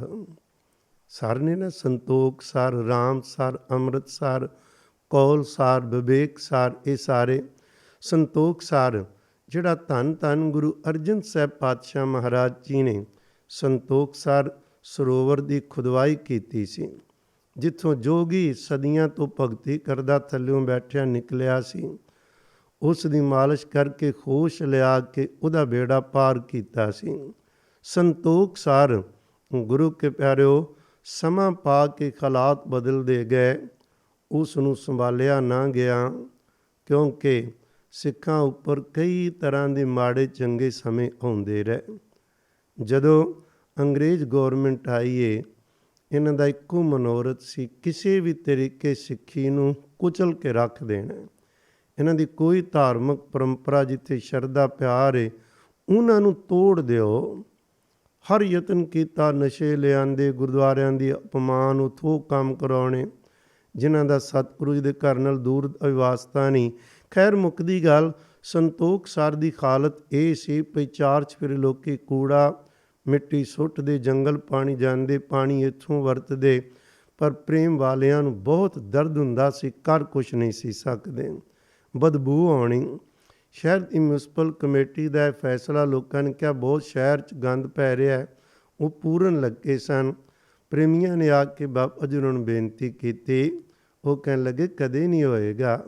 ਸੇਵਾ ਜਾ ਕੇ ਖੁਦ ਟੋਕਰੀ ਚੱਕੀ, ਕੂੜਾ ਕਰਕਟ ਤੇ ਗੰਦ ਪਿਲ ਚੁੱਕਿਆ, ਬਸ ਫਿਰ ਕੀ ਸੀ, ਪ੍ਰੇਰਨਾ ਸਤਿਗੁਰੂ ਆਪ ਕਰਦੇ ਨੇ। ਜਿਹਨੂੰ ਕਹਿਤਾ ਭਾਈ ਸੇਵਾ ਲੱਗੀ ਆਓ, ਲੋਕੀ ਸਰੀਰ ਕਰਕੇ ਵੀ ਆਉਣ ਲੱਗ ਪਏ ਤੇ ਮਾਇਆ ਕਰਕੇ ਵੀ, ਬਸ ਭੰਡਾਰੇ ਖੁੱਲ੍ਹ ਗਏ। ਪਤਾ ਨਹੀਂ ਕਿੰਨੀ ਕੁ ਟੋਕਰੀ ਵਿੱਚ ਆਈ ਜਾਂਦੀ ਤੇ ਉਹ ਲੱਗੀ ਜਾਂਦੀ ਹੈ। ਇੱਕ ਪਾਸੇ ਸੇਵਾ ਦਾ ਕੁੰਭ ਰਚਾ ਦਿੱਤਾ ਤੇ ਨਾਲ ਹੀ ਸਿਮਰਨ ਤੇ ਬਾਣੀ ਦਾ। ਜਿਹੜੇ ਸੇਵਾਦਾਰ ਰੱਬ ਦੀ ਦੇਖੋ ਖੇਡ ਏ, ਕਿਧਰੇ ਤੇ ਬੰਦਾ ਇੱਕ ਦਿਨ ਨਹੀਂ ਸਮਾਂ ਕੱਢਦਾ, ਤੇ ਕੁਝ ਰੂਹਾਂ ਹੁੰਦੀਆਂ ਨੇ ਜਿਹੜੀਆਂ ਕਈ ਸਾਲ ਦੀ ਸੇਵਾ ਲਿਖਾ ਦਿੰਦੀਆਂ ਨੇ ਵੀ ਮੈਂ 5 ਸਾਲ ਸੇਵਾ ਕਰਾਂਗਾ, ਕੋਈ 12 ਸਾਲ ਕਰਦਾ ਹੈ, ਕੋਈ ਪਿਆਰਿਓ ਪੂਰੀ ਜ਼ਿੰਦਗੀ ਸੇਵਾ ਵਿੱਚ ਲਾਉਣ ਨੂੰ ਤਿਆਰ ਹੈ। ਮਹਾਂਪੁਰਖਾਂ ਕੋਲ ਜਿਹੜੇ ਸੇਵਾਦਾਰ ਰਹਿੰਦੇ, ਜਿੰਨੇ ਦਿਨ ਆਉਣਾ, ਉਹਨਾਂ ਨੂੰ ਹੁਕਮ ਸੀ ਵੀ ਜਿੱਥੇ ਤੁਸੀਂ ਟੋਕਰੀ ਚੁੱਕਣੀ ਹੈ ਜਾਂ ਬਾਕੀ ਸੇਵਾ ਜੋ ਵੀ ਨੇ ਇਹ ਕਰਨੀਆਂ ਕਰਾਉਣੀਆਂ, ਉੱਥੇ 60 ਜਪਜੀ ਸਾਹਿਬ ਦੇ ਪਾਠ ਵੀ ਰੋਜ਼ ਕਰਨੇ ਨੇ। ਆਪ ਸੋਚੋ ਇੱਕ ਜਪਜੀ ਸਾਹਿਬ ਦੇ ਪਾਠ ਨੂੰ ਕਿੰਨਾ ਸਮਾਂ ਲੱਗ ਜਾਂਦਾ ਹੈ ਪਾਠ ਕਰਨੇ, ਕਿਉਂਕਿ ਪਿਆਰ ਹੋਵੇ ਨਾ ਤੇ ਪਾਠ ਜ਼ੁਬਾਨੀ ਯਾਦ ਹੋਵੇ ਤਾਂ ਹੋਰ ਸੌਖਾ ਹੈ। ਪਰ ਉਹਨਾਂ ਦੀ ਕਿਰਪਾ ਨਾਲ ਹੀ ਇਹ 60 ਪਾਠ ਵੀ ਅਨੇਕਾਂ ਸੇਵਾਦਾਰ ਕਰਦੇ। ਤੋ ਮਹਾਰਾਜ ਜੀ ਨੇ ਕਿਰਪਾ ਕੀਤੀ, ਸੰਤੋਖ ਸਰ ਸਾਹਿਬ ਦੀ ਸੇਵਾ, ਤਰਨ ਤਾਰਨ ਸਾਹਿਬ ਤੇ ਵੱਡੇ ਸਰੋਵਰ ਦੀ ਸੇਵਾ, ਉਹ ਵੀ ਮਹਾਰਾਜ ਜੀ ਨੇ ਇਸ ਮਹਾਂਪੁਰਖ ਪਾਸੋਂ ਲਈ। ਤਪਿਆਣਾ ਸਾਹਿਬ, ਖਡੂਰ ਸਾਹਿਬ ਦੀ ਸੇਵਾ ਵੀ ਇਹਨਾਂ ਕੋਲੋਂ ਲਈ। ਬਾਬਾ ਬਕਾਲਾ ਸਾਹਿਬ ਜੀ ਦੀ ਸੇਵਾ, ਮੁਕਤਸਰ ਸਾਹਿਬ ਜੀ ਦੀ ਸੇਵਾ, ਸ੍ਰੀ ਅੰਮ੍ਰਿਤਸਰ ਸਾਹਿਬ ਜੀ ਦੀਆਂ ਪਰਿਕਰਮਾ ਚੌੜੀਆਂ ਕਰਨੀਆਂ ਸਨ, ਉਹ ਸੇਵਾਵਾਂ। ਨਨਕਾਣਾ ਸਾਹਿਬ ਦੇ ਗੁਰਦੁਆਰਾ ਸਾਹਿਬ, ਬਾਲ ਲੀਲਾ ਸਾਹਿਬ, ਕਿਆਰਾ ਸਾਹਿਬ, ਮਹਾਰਾਜ ਦਾ ਜਿੱਥੇ ਪ੍ਰਕਾਸ਼ ਹੋਇਆ, ਲੋਕ ਉਹਨੂੰ ਜਨਮ ਅਸਥਾਨ ਕਹਿੰਦੇ। ਕਹਿਣਾ ਤੇ ਪ੍ਰਕਾਸ਼ ਅਸਥਾਨ ਚਾਹੀਦਾ, ਪਰ ਪ੍ਰਚਲਿਤ ਕੀਤਾ ਹੈ ਉਹਨਾਂ ਦੀ ਸੇਵਾ। ਡੇਰਾ ਸਾਹਿਬ ਦੀ ਸੇਵਾ, ਇੱਥੋਂ ਇਹ ਸੇਵਾ ਵੱਖ-ਵੱਖ ਸਮੇਂ ਕਾਰ ਸੇਵਾ ਜਿਹੜੀ ਸ਼ਬਦ ਜੁੜਿਆ ਹੈ, ਬਾਬਾ ਗੁਰਮੁਖ ਸਿੰਘ ਦੇ ਵੇਲੇ ਇਹ ਪ੍ਰਚਲਿਤ ਹੋਇਆ ਹੈ। ਕਿਰਤ ਕਰਨੀ, ਸੇਵਾ ਵਾਲੀ ਕਿਰਤ ਕਰਨੀ, ਤੋਰਨਾ। ਸਤਿਗੁਰੂ ਜੀ ਨੇ ਇਹੋ ਜਿਹੀ ਕਲਾ ਵਰਤਾਈ, ਜਦੋਂ ਇਹ ਸੇਵਾ ਪ੍ਰਾਰੰਭ ਕੀਤੀ ਹੈ ਤੇ 2 ਕੰਮ ਨਾਲ ਚੱਲ ਰਹੇ ਨੇ। ਇੱਕ ਪਾਸੇ ਅਸਥਾਨਾਂ ਦੀ, ਸਰੋਵਰਾਂ ਦੀ ਸੇਵਾ ਹੋ ਰਹੀ ਹੈ, ਜਿੱਥੇ ਗੁਰੂ ਕੀਆਂ ਸੰਗਤਾਂ ਨੇ ਬਹਿ ਕੇ, 2 ਦੇਖੋ ਨਾ, ਇੱਕ ਤਾਂ ਸਤਿਗੁਰੂ ਜੀ ਦੇ ਚਰਨ ਇੱਥੇ ਪੈ, ਦੂਸਰਾ ਸਤਿਗੁਰਾਂ ਦਾ ਵਾਰ, ਤੀਜਾ ਸੰਗਤਾਂ ਨੇ ਇੱਥੇ ਬੈਠ ਕੇ ਨਾਮ ਜਪਣਾ, ਬਾਣੀ ਪੜ੍ਹਨੀ, ਕੀਰਤਨ ਕਰਨੇ, ਸੁਣਨੇ। ਉਸ ਜਗ੍ਹਾ ਦੀ ਸੇਵਾ ਸਤਿਗੁਰੂ ਜੀ ਨੇ ਕਿਰਪਾ ਕਰਕੇ ਬਾਬਾ ਜੀ ਤੋਂ ਲਈ ਤੇ ਬੜੇ ਚਾਵਾਂ ਨਾਲ ਕੀਤੀ ਗਏ, ਕਿਉਂਕਿ ਇੱਕ ਸੀ ਸਰੋਵਰ ਬਣਾਉਣੇ। ਫਿਰ ਸਰੋਵਰਾਂ ਨੂੰ ਪਾਣੀ ਜਿਹੜਾ ਹੁੰਦਾ, ਉਹ ਸੇਵਾਦਾਰ ਕਹਿਣ ਲੱਗੇ ਵੀ ਲੋਕੀ ਪਿੱਛੇ ਉਹਦੇ 'ਚ ਵੀ ਗੰਦ ਪਿਲ ਸੁੱਟਦੇ ਨੇ। ਫਿਰ ਹੰਸਲੀ ਬਣਾਉਣੀ, ਲੱਖਾਂ ਰੁਪਏ ਖਰਚ ਆਉਣੇ, ਪਰ ਕੋਈ ਹਿਸਾਬ ਕਿਤਾਬ ਨਹੀਂ ਕਿੱਥੋਂ ਮਾਇਆ ਆ ਰਹੀ ਹੈ ਤੇ ਕਿੱਧਰ ਤੁਰੀ ਜਾ ਰਹੀ ਇਹ ਮਾਇਆ, ਹਿਸਾਬ ਹੀ ਨਹੀਂ ਸੀ। ਜਦੋਂ ਨਾ ਇੱਕ ਵਾਰੀ ਸ੍ਰੀ ਅੰਮ੍ਰਿਤਸਰ ਸਾਹਿਬ ਜੀ ਦੀ ਸੇਵਾ ਕਰ ਰਹੇ ਸਨ ਤਾਂ ਉੱਥੇ ਮੈਂ ਗੱਲ ਕਰ ਰਿਹਾ ਸਾਂ, ਪਰਉਪਕਾਰ ਕੋਈ ਮਨੋਰਥ ਨਹੀਂ ਪਏ ਦੇ ਬਦਲੇ ਕੁਝ ਵਾਹਵਾ ਲੈਣੀ, ਕੁਛ ਨਹੀਂ, ਕੇਵਲ ਤੇ ਕੇਵਲ ਦੂਸਰੇ ਨੂੰ ਜੋੜਨਾ। ਪਿਆਰਿਓ, ਭਲਾ ਸੋਚਣਾ ਤੇ ਭਲਾ ਕਰਦਿਆਂ ਬਿਲਕੁਲ ਆਨੰਦ ਵਿੱਚ ਰਹਿਣਾ। ਗੱਲ ਕਰ ਰਹੇ ਸੀ ਇੱਕ ਵਾਰ ਹੈ ਨਾ, ਕਿਉਂਕਿ ਮਾਇਆ ਆਉਂਦੀ ਬਹੁਤ ਸੀ। ਅੰਮ੍ਰਿਤਸਰ ਸਾਹਿਬ ਦੀ ਸੇਵਾ ਜਦੋਂ ਚੱਲ ਰਹੀ ਸੀ ਨਾ ਪਰਿਕਰਮਾ ਦੀ, ਤੇ ਸੰਤ ਬਾਬਾ ਸਾਧੂ ਸਿੰਘ ਕਹਿਣ ਲੱਗੇ, ਬਾਬਾ ਜੀ ਕਿੱਧਰ ਪਾ ਦਿੱਤਾ ਜੇ, ਇਕੱਲੇ ਬੈਠ ਕੇ ਭਗਤੀ ਕਰਨੀ ਸੀ, ਬੜਾ ਆਨੰਦ ਸੀ, ਹੁਣ ਸਾਰਾ ਦਿਨ ਮਾਇਆ ਹੀ ਗਿਣੀ ਜਾਂਦੇ ਆ, ਇੰਨੀ ਆਉਂਦੀ ਹੈ ਅੱਗੇ ਲੱਗਣੀ ਹੁੰਦੀ, ਲੱਗ ਗਈ ਫੇਰ ਨਵੀਂ, ਮਹਾਰਾਜ ਭੇਜ ਦਿੰਦੇ। ਬਾਬਾ ਜੀ ਸਹਿਜ ਜੀ ਕਹਿੰਦੇ, ਠੀਕ ਹੈ ਜੇ ਆਪ ਜੀ ਚਾਹੁੰਦੇ ਹੋ ਤੇ ਆਪਾਂ ਰੋਕ ਦਿੰਦੇ ਹਾਂ। ਮਾਇਆ ਆਉਣੀ ਬੰਦ ਹੋ ਗਈ, ਸੇਵਾ ਬੰਦ ਹੋ ਗਈ, 2-3 ਮਹੀਨੇ ਲੰਘ ਗਏ। ਕੋਈ ਅੰਦਰ ਕਾਹਲਾ ਨਹੀਂ, ਕਿਉਂਕਿ ਆਪਣਾ ਆਪ ਕੁਛ ਨਹੀਂ ਕਰ ਰਹੇ, ਕੋਈ ਕਰਵਾ ਰਿਹਾ ਹੈ। ਜਿਹੜਾ ਕਰਵਾ ਰਿਹਾ ਉਹਨੂੰ ਫਿਕਰ ਹੋਵੇ ਕਿੰਨੀ ਕਰਵਾਣੀ, ਕਿਵੇਂ ਕਰਵਾਣੀ। ਇੱਕ ਦਿਨ ਫਿਰ ਕਹਿਣ ਲੱਗੇ, ਬਾਬਾ ਸਾਧੂ ਸਿੰਘ ਜੀ, ਗੁਰੂ ਰਾਮਦਾਸ ਸਾਹਿਬ ਜੀ ਦੇ ਘਰ ਦੀ ਸੇਵਾ ਹੀ ਬੰਦ ਹੋ ਗਈ ਹੈ।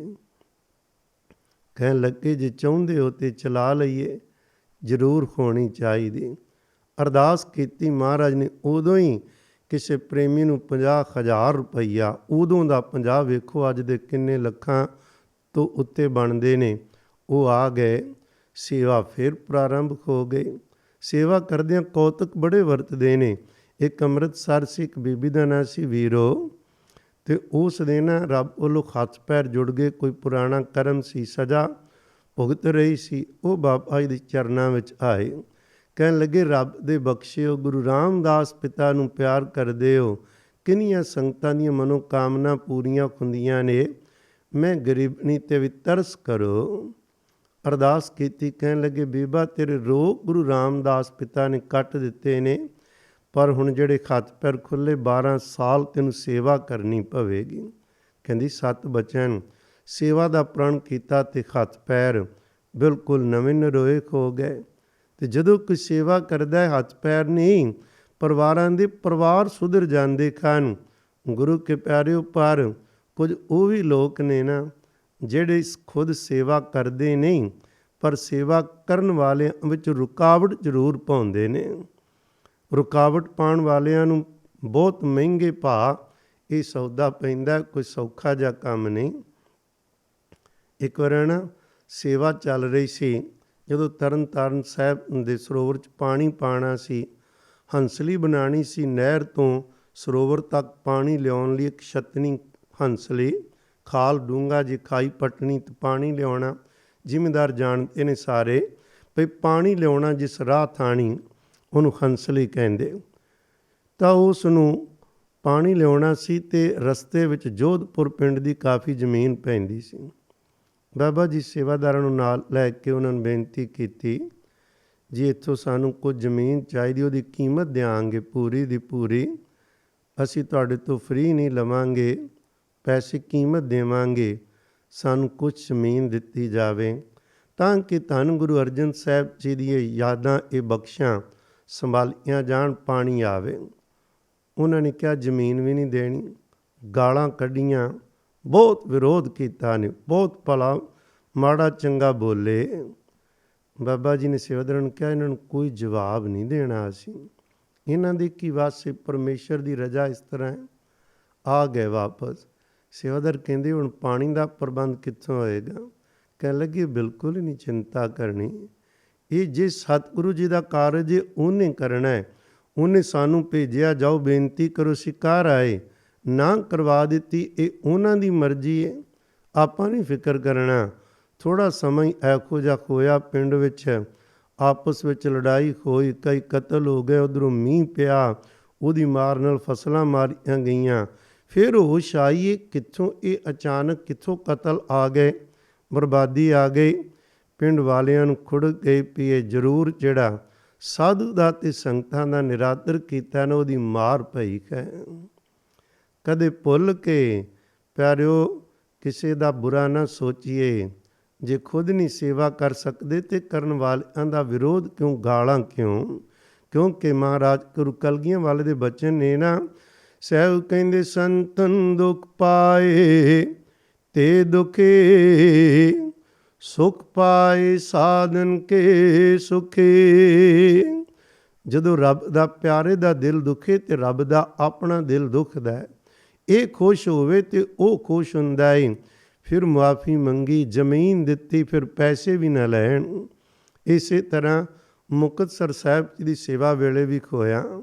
ਮੁਕਤਸਰ ਸਾਹਿਬ ਦੀ ਸਰੋਵਰ ਦੇ ਸਾਰੇ ਸਰੋਵਰਾਂ ਦਾ ਇੱਕ ਤਰ੍ਹਾਂ ਨਾਲ ਛੱਪੜ ਜੇ ਬਣਾ ਕੇ ਰੱਖ ਦਿੱਤੇ ਸਨ ਲੋਕਾਂ ਨੇ। ਪਰ ਪਿਆਰ ਵਾਲਿਆਂ ਨੂੰ ਬੜਾ ਦਰਦ ਹੁੰਦਾ ਸੀ। ਹਾਲਾਤ ਇਹੋ ਜਿਹੇ ਬਣ ਕੁਛ ਨਹੀਂ ਸੀ ਸਕਦਾ। ਗਰੀਬੀ ਵੀ ਇੱਕ ਬਹੁਤ ਸੀ, ਕਿਉਂਕਿ ਹਰ ਪਾਸੇ ਤੋਂ ਮਾਰ ਹੀ ਮਾਰ ਪਈ ਹੋਈ ਸੀ। ਹੋਇਆ ਕਿ ਸਤਿਗੁਰੂ ਸੱਚੇ ਪਾਤਸ਼ਾਹ ਜੀ ਇੱਕ ਪਾਸੇ ਪ੍ਰੇਰਨਾ ਕਰਕੇ ਗੁਰੂ ਕਲਗੀਆਂ ਵਾਲੇ ਪਾਤਸ਼ਾਹ ਸੇਵਾ ਲੈ ਰਹੇ ਸਨ। ਇੱਥੇ ਨਾ 4 ਚੁਫੇਰੇ ਸਰੋਵਰ ਦੇ ਲੋਕਾਂ ਦੇ ਘਰ ਸਨ ਤੇ ਘਰ ਦਾ ਮੂੰਹ ਸਰੋਵਰ ਵੱਲ ਸੀ, ਨਾਲ ਨਾਲ ਕੋਈ ਗਲੀ ਸੀ। ਲੋਕਾਂ ਨੇ ਸਰੋਵਰ ਦੇ ਕੰਢੇ, ਪਾਣੀ ਦੇ ਕੰਢੇ ਵੇਖ ਕੇ ਤੇ ਬਹਿਣਾ, ਮਾੜੇ ਚੰਗੇ ਕੰਮ ਵੀ ਕਰਨੇ। ਡਿਪਟੀ ਸੀ ਇੱਥੋਂ ਦਾ, ਉਹਨੇ ਕੁਰਸੀਆਂ ਢਾ ਕੇ ਸ਼ਰਾਬ ਪੀਣੀ ਇੱਥੇ ਬਹਿ ਕੇ।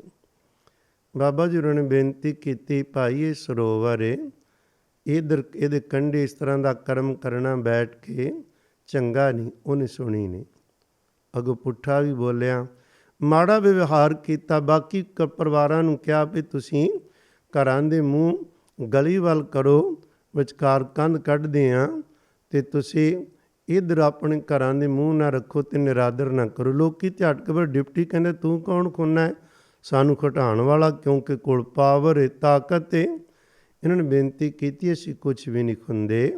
ਗੁਰੂ ਕਲਗੀਆਂ ਵਾਲੇ ਪਾਤਸ਼ਾਹ ਦਾ ਸ਼ਹੀਦਾਂ ਦਾ ਅਸਥਾਨ ਨਿਰਾਦਰ ਖੁੰਦਾ ਏ, ਦੇਖੀ ਜਾਏਗੀ ਸ਼ਹੀਦ ਕੀ ਕਰ ਲੈਣਗੇ। ਬਸ ਜਦੋਂ ਕਹਿ ਦਿੱਤਾ, ਬਾਬਾ ਜੀ ਨੇ ਆਖਿਆ 7 ਬਚਨ ਆ ਗਏ। ਹੋਰ ਸੇਵਾ ਪ੍ਰਾਰੰਭ ਕਰ ਦਿੱਤੀ, ਪਰ ਸਤਿਗੁਰੂ ਦਾ ਕੌਤਕ ਵਰਤਿਆ। ਇਹਦਾ ਮੁੰਡਾ ਡਿਪਟੀ ਦਾ ਬੰਦੂਕ ਸਾਫ਼ ਕਰ ਰਿਹਾ ਸੀ। ਸਾਫ਼ ਕਰਕੇ ਉਹਨੇ ਜਦੋਂ ਕਾਰਤੂਸ ਪਾਇਆ, ਉਹ ਗਲਤੀ ਨਾਲ ਚੱਲ ਗਿਆ। ਸਾਹਮਣੇ ਇੱਕ ਬੰਦਾ ਸੀ, ਉਹ ਮਰ ਗਿਆ ਇੱਕਦਮ। ਹੁਣ ਸਾਰਿਆਂ ਨੇ ਗਵਾਹੀ ਵੀ ਦਿੱਤੀ ਵੀ ਇਹਦੇ ਤੋਂ ਬੰਦਾ ਮਰਿਆ, ਫਾਂਸੀ ਦੀ ਸਜ਼ਾ ਹੋ ਗਈ।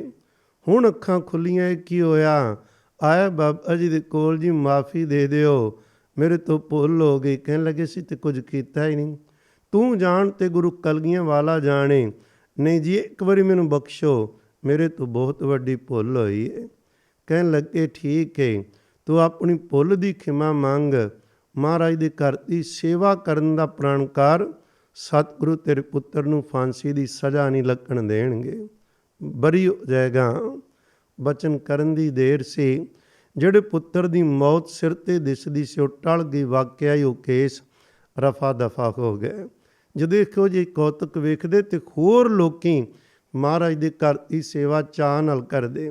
ਰੁਕਾਵਟ ਪਾਉਣ ਵਾਲੇ ਪਾਪਾਂ ਤੋਂ ਬਚਦੇ ਨੇ। ਦੋਨੋਂ ਪਾਸੇ ਭਲਾਈ ਹੈ, ਪਾਪਾਂ ਤੋਂ ਕੋਈ ਬਚ ਰਿਹਾ, ਦੂਜੇ ਪਾਸੇ ਸੇਵਾ ਲਈ ਅੱਗੇ ਆ ਰਿਹਾ ਹੈ, ਉਧਰ ਵੀ ਭਲਾ ਹੀ ਭਲਾ ਹੈ। ਇੱਕ ਵਾਰੀ ਇਸੇ ਤਰ੍ਹਾਂ ਹੀ ਨਾ ਬਾਬਾ ਜੀ ਦੇ ਕੋਲ ਇੱਕ ਬੰਦੇ ਨੇ ਕੋਈ ਬਹੁਤ ਵੱਡਾ ਗੁਨਾਹ ਕੀਤਾ, ਅਤੇ ਉਹ ਗੁਨਾਹ ਕਰਕੇ ਨਾ ਇਸ ਦੇ ਉੱਪਰ ਕੇਸ ਪੈ ਗਿਆ ਅਤੇ ਇਹਨੂੰ ਸਜ਼ਾ ਹੋ ਗਈ ਫਾਂਸੀ ਦੀ। ਤਰੀਕ ਪਈ ਹੋਈ ਸੀ, ਬੜਾ ਰੋਵੇ ਕੁਰਲਾਵੇ। ਇਹਨੇ ਆਖਿਆ ਵੀ ਕੌਣ ਮੇਰੀ ਭੁੱਲ ਬਖਸ਼ਵਾ ਸਕਦਾ ਹੈ, ਫਾਂਸੀ ਨੂੰ ਕੁਟਾਲ ਸਕਦਾ। ਕਾਨੂੰਨ ਨੇ ਦੇ ਦਿੱਤਾ। ਬਾਬਾ ਜੀ ਕੋਲ ਆਇਆ। ਹੁਣ ਸੰਤ ਬਾਬਾ ਗੁਰਮੁਖ ਸਿੰਘ ਜੀ ਹੋਰਾਂ ਨੇ ਤੇ ਕਹਿਣਾ, ਸੇਵਾ ਕਰ ਪ੍ਰੇਮੀਆਂ, ਇਹਨੇ ਸੇਵਾ ਤੇ ਕੀਤੀ, ਕਹਿੰਦੇ ਨੇ ਸੁੱਖਣਾ ਸੁੱਖ ਲਈ ਮੈਂ 1000 ਰੁਪਈਆ ਸੇਵਾ ਵਿੱਚ ਪਾਵਾਂਗਾ ਅਤੇ ਮੈਨੂੰ ਫਾਂਸੀ ਦੀ ਸਜ਼ਾ ਨਾ ਹੋਵੇ। ਮਹਾਰਾਜ ਨੇ ਮਿਹਰ ਕੀਤੀ, ਉਹ ਫਾਂਸੀ ਦੀ ਸਜ਼ਾ ਟਲ ਗਈ। ਪਰ ਇਹ ਜਦੋਂ ਠੀਕ ਠਾਕ ਆਪਣੇ ਘਰ ਰਹਿਣ ਲੱਗ ਪਿਆ ਅਤੇ ਇਹ ਫਿਰ ਪੈਸੇ ਦੀ ਸੇਵਾ ਦੇਣ ਤੋਂ ਕੰਨੀ ਕਤਰਾਵੇ। ਸੇਵਾਦਾਰਾਂ ਨੇ ਚੇਤਾ ਕਰਾਇਆ 1-2 ਵਾਰੀ, ਅੱਗੋਂ ਟਾਲ ਮਟੋਲ ਕਰ ਛੱਡਣੀ, ਅਜੇ ਪੈਸਾ ਨਹੀਂ, ਅਜੇ ਫਸਲ ਨਹੀਂ, ਅਜੇ ਖੱਤ ਟਾਈਟ, ਕੁਝ ਨਾ ਕੁਝ ਬਹਾਨੇ ਲਾਣੇ ਸ਼ੁਰੂ ਕਰ ਦਿੱਤੇ। ਬਾਬਾ ਜੀ ਨੇ ਕਿਹਾ ਮਹਾਰਾਜ ਨਾਲ ਵਾਅਦਾ ਕੀਤਾ ਹੋਇਆ ਉਹਨੂੰ ਪੂਰਾ ਕਰੀਦਾ, ਇਹਦੇ ਨਾਲ ਨੁਕਸਾਨ ਹੁੰਦਾ। ਕੌਣ ਸੁਣਦਾ? ਟਾਲ ਮਟੋਲ ਕਰੀ ਜਾਵੇ। ਇੱਕ ਦਿਨ ਸਵੇਰੇ ਹੀ ਲੈ ਕੇ, ਅਜੇ ਅੰਮ੍ਰਿਤ ਵੇਲੇ ਹੀ ਪੈਸਾ ਲੈ ਕੇ ਹਾਜ਼ਰ ਹੋ ਗਿਆ। ਬਾਬਾ ਜੀ ਪੈਸਾ ਲਵੋ, ਸੇਵਾ ਚਲਾਓ। ਕਹਿੰਦੇ ਏਡੀ ਕਿਹੜੀ ਕਾਹਲੀ ਸੀ ਆ ਜਾਂਦੀ, ਤੂੰ ਸਵੇਰੇ ਸਵੇਰੇ ਅੰਮ੍ਰਿਤ ਵੇਲੇ ਹੀ ਆ ਗਏ, ਕੀ ਹੋਇਆ? ਨਹੀਂ, ਕਹਿੰਦਾ ਮੇਰਾ ਬੁਰਾ ਹਾਲ ਜੇ, ਰਾਤੀ ਸ਼ਹੀਦ ਸਿੰਘ ਆਏ, ਬੜਾ ਕੁੱਟਿਆ ਤੇ ਮਾਰਿਆ, ਉਹਨਾਂ ਨੇ ਮੈਨੂੰ ਜਾਨੋਂ ਹੀ ਮਾਰ ਦੇਣਾ ਸੀ। ਮੇਰੀ ਭੁੱਲਾਂ ਬਖਸ਼ੋ, ਮੈਂ ਅੱਗੇ ਤੋਂ ਕਦੇ ਭੁੱਲ ਨਹੀਂ ਕਰਾਂਗਾ। ਸੁਖਣਾ ਸੁਖਣੀ ਮਹਾਰਾਜ ਨਾਲ ਪ੍ਰਣ ਕਰਨਾ, ਵੀ ਸੇਵਾ ਦਾ ਤੇ ਨਾ ਨਿਭਾਉਣਾ, ਉਹਦੀਆਂ ਸਜ਼ਾਵਾਂ ਤਕੜੀਆਂ ਨੇ। ਉਨੀ ਕੋਈ ਭੁੱਲ, ਉਹਨਾਂ ਕੋਈ ਮੂੰਹ ਤੋਂ ਬਚਨ ਕਰੀਏ ਜਿਹੜਾ ਪੂਰਾ ਕਰ ਸਕਣਾ ਹੈ। ਉਹਨੂੰ ਮਾਇਆ ਨਹੀਂ ਚਾਹੀਦੀ। ਮਾਇਆ ਪਿਆਰਿਓ ਉਹਨੇ ਤਾਂ ਦੇਣੀ ਹੈ, ਪਰ ਸਾਡਾ ਭਲੇ ਲਈ ਉਸ ਨੇ ਇਹ ਰਚਨਾ ਰਚੀ ਹੋਈ ਹੈ। ਇੱਕ ਵਾਰ ਨਾ ਗੋਇੰਦਵਾਲ ਸਾਹਿਬ ਤੋਂ ਖਡੂਰ ਸਾਹਿਬ ਤੱਕ ਸੜਕ ਬਣਾਉਣੀ ਸੀ, ਅਤੇ ਪੈਰੋਵਾਲ ਦੀ ਜ਼ਮੀਨ ਕਾਫੀ ਹੁੰਦੀ ਸੀ ਵਿੱਚ। ਉੱਥੋਂ ਦੇ ਇੱਕ ਜ਼ਿਮੀਂਦਾਰ ਨੇ ਵੀ ਜ਼ਮੀਨ ਨਾ ਦਿੱਤੀ ਅਤੇ ਵਿਰੋਧ ਕੀਤਾ। ਪਿਸ਼ਾਬ ਬੰਦ ਹੋ ਗਿਆ। ਜਦੋਂ ਮਰਨ ਲੱਗਾ ਤੇ ਫਿਰ ਅੱਖਾਂ ਖੁੱਲ੍ਹੀਆਂ, ਫਿਰ ਭੁੱਲ ਦੀ ਖਿਮਾ ਮੰਗੀ, ਜ਼ਮੀਨ ਵੀ ਦਿੱਤੀ ਅਤੇ ਪੈਸੇ ਵੀ ਨਾ ਲੈਣ। ਮੇਰੇ ਕਹਿਣ ਤੋਂ ਮੁਰਾਦ ਇਹ ਨਾਲ ਨਾਲ ਸਾਰਾ ਕੁਝ ਚੱਲਦਾ ਗਿਆ। ਸੰਤ ਬਾਬਾ ਗੁਰਮੁਖ ਸਿੰਘ ਅਤੇ ਬਾਬਾ ਸਾਧੂ ਸਿੰਘ ਦੀ ਸੇਵਾ ਨਿਰੰਤਰ ਕਰਦੇ ਰਹੇ। ਜਦੋਂ ਨਨਕਾਣਾ ਸਾਹਿਬ ਦੀ ਸੇਵਾ ਲਈ ਸੰਗਤ ਨੇ ਬੇਨਤੀ ਕੀਤੀ ਤੇ ਬੜੇ ਚਾਵਾਂ ਨਾਲ ਗਏ, ਪਰ ਉਦੋਂ ਦੂਜੀ ਵਿਸ਼ਵ ਜੰਗ ਲੱਗੀ ਹੋਣ ਕਾਰਨ ਸੀਮਟ ਨਹੀਂ ਸੀ ਮਿਲਦਾ।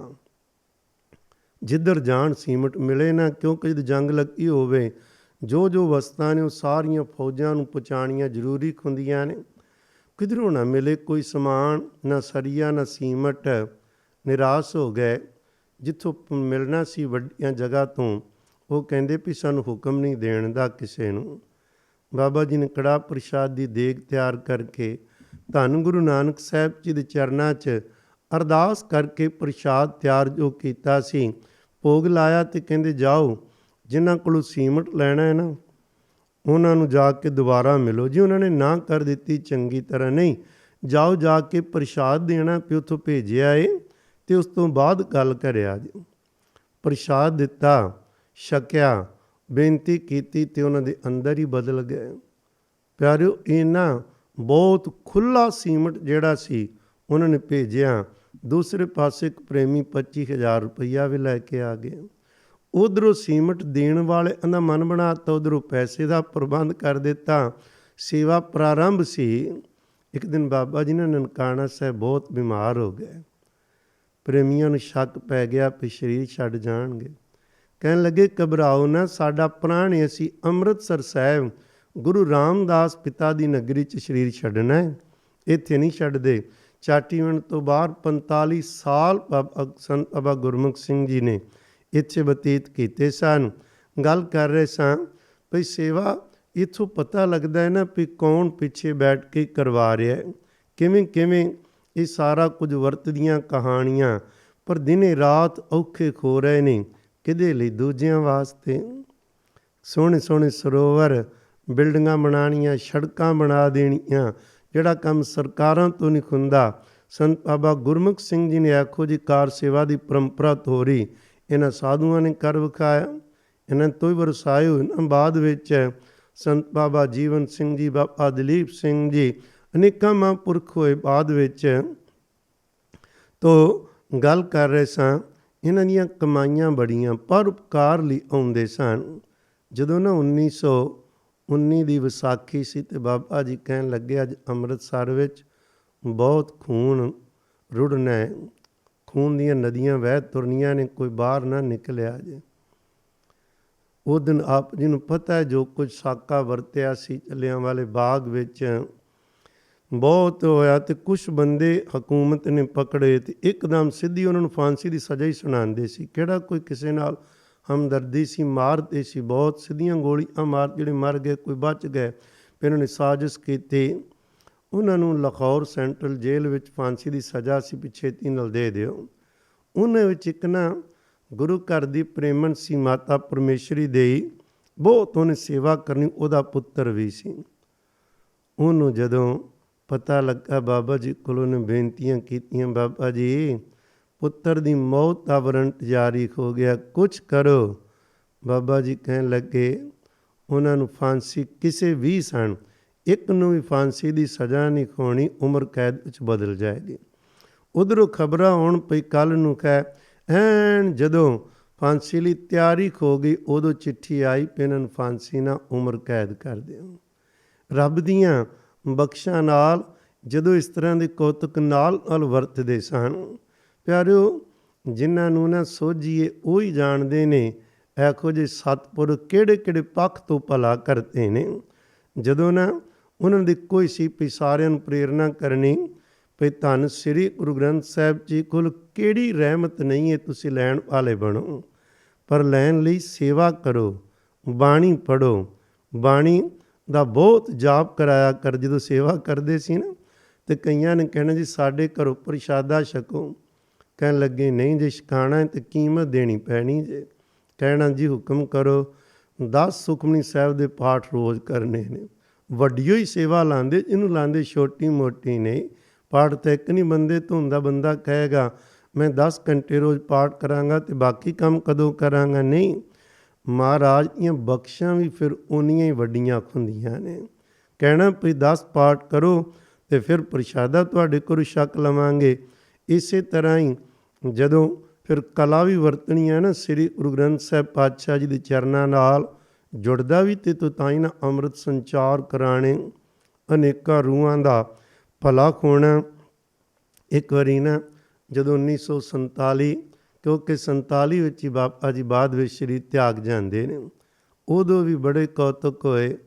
ਪਿਸ਼ਾਵਰ, ਕਿਉਂਕਿ ਉਦੋਂ ਬੜੀ ਬਦਕਿਸਮਤੀ ਸੀ। ਹਿੰਦੁਸਤਾਨ ਅੰਦਰ ਘਰ ਘਰ ਅੱਗਾਂ ਤੇ ਘਰ ਘਰ ਕਤਲ ਹੋ ਰਹੇ ਸਨ। ਬੰਦਾ ਬੰਦੇ ਦਾ ਵੈਰੀ ਬਣ ਗਿਆ। ਇਹੋ ਜਿਹੀ ਅੰਗਰੇਜ਼ਾਂ ਨੇ ਚਾਲ ਚੱਲੀ, ਹਿੰਦੂ ਮੁਸਲਮਾਨ ਤੇ ਸਿੱਖ ਕੱਟ ਕੱਟ ਮਰਨ ਲੱਗੇ। ਪਿਸ਼ਾਵਰ ਕੁਝ ਮਹਾਰਾਜ ਦੇ ਘਰ ਤੇ ਪ੍ਰੇਮੀਆਂ ਦੇ ਘਰ ਨੂੰ ਅੱਗ ਲਾ ਦਿੱਤੀ। ਉੱਥੇ ਬੈਠੀਆਂ ਵੇਖਿਆ ਖਜੂਮੇ ਤੇ ਅੱਗੇ ਅਰਦਾਸ ਕੀਤੀ ਤੇ ਸੁਰਤੀ 'ਚ ਬਾਬਾ ਗੁਰਮੁਖ ਸਿੰਘ ਸਾਹਿਬ ਜੀ ਨੂੰ ਵੀ ਲਿਆਂਦਾ।